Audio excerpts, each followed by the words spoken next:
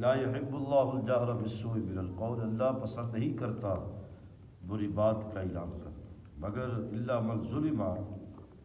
مگر مظلوم سے، وکان اللہ سمیع علیم، اللہ سنتا ہے جانتا ہے۔ ان تبدو خیر لکم و تعفو عن سوء،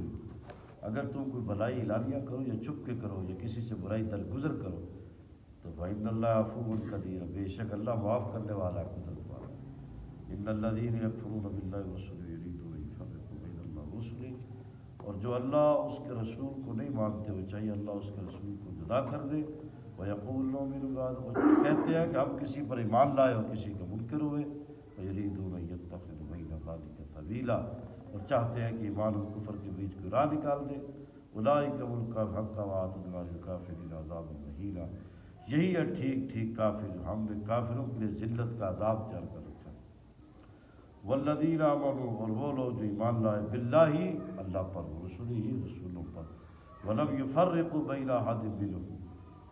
اور ان میں سے کسی پر ایمان میں فرق نہ آیا،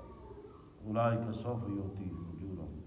انہیں عنقریب اللہ کے پاس ثواب دیا جائے گا۔ کان اللہ غفور رحیمہ، اللہ بخشنے والا ہے اور مہربان ہے۔